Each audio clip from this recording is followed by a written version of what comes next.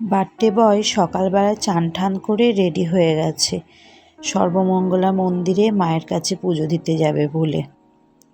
তাই গাড়িটা নিয়ে বলছে মাম্মা টাটা। এই যে সোনাটা আমার যাচ্ছে দিদির সাথে মায়ের সাথে পুজো দিতে যাচ্ছে মায়ের কাছেই। যেতে যেতে এখানে মন্দিরটা খুব সুন্দর হয়েছে, একদিন আসতে হবে।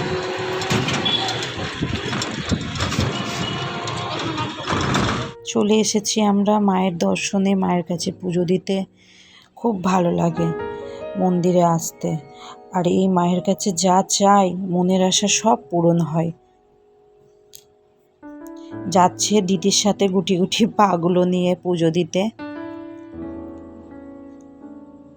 মন্দিরের ভেতরে ঢুকছে আমার বাবান সোনা আর কৃতি মা। এই যে বাবান সোনা চলে এসেছে পুজো দিতে। ওহ, ভীষণ আলা হয়ে গেছে গো, নিজেকেই আসতে হচ্ছে জন্মদিনে পুজো দিতে। মা, আমার সোনাটা সকল মনের ইচ্ছা পূরণ করো। দিদি আগে আগে চলে যাচ্ছে বলে দিদিকে সে ধরতে পারছে না।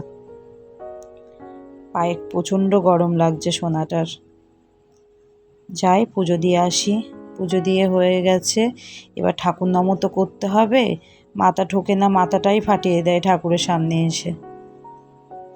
দুজনা যাচ্ছে কি সুন্দর হাত ধরে ধরে গুটি গুটি পায়ে। এবার চলো মা বাড়ি যাই।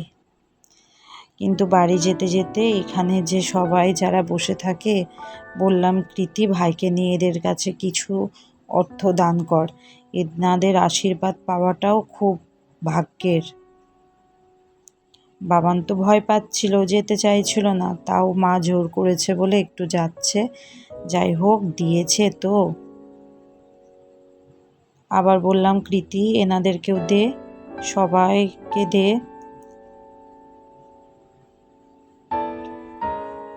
সবাই খুব খুশি মনে আশীর্বাদ করলো আমার ছেলেটাকে। এবার দুপুরবেলা খাওয়া দাওয়ার পাল্লা। এত কিছু রান্না বান্না আমার মা সকাল থেকে সব করেছে। আমি পুজো দিয়ে আসার পর শুধুমাত্র পায়েসটাই রান্না করলাম। কিন্তু এত কিছু যদি আমার বাবান খেত, আমার থেকে বেশি তো খুশি আর কেউ হতো না। যতই কিছু সাজিয়ে রান্না করে দেওয়া হোক না কেন, ও তো সেই ওর গলা চটকানো খাবারটাই খাবে, তাই না? তার জন্য একটুখানি ওকে বসিয়ে দিয়েছি যে তোর যেটা ভালো লাগে তুই সেটাই খা। সব কিছু টেস্ট করে দেখছে। লাস্টে বলল যে মাম্মা ভাতটাই টেস্টি। আমি বললাম সোনা বাবা একটু মাছটাও খাও। এরপর নেবে আমার সোনাটা মাছের মাথাটা।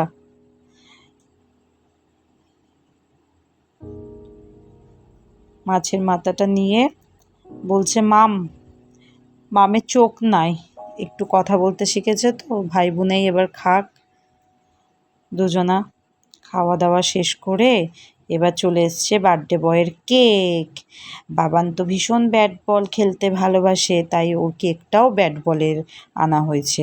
কিন্তু ও কেকটা কাটবে কি, তার আগেই তো বলটাকে নেওয়ার জন্য অস্থির করে দিচ্ছে ওর দিদিকে।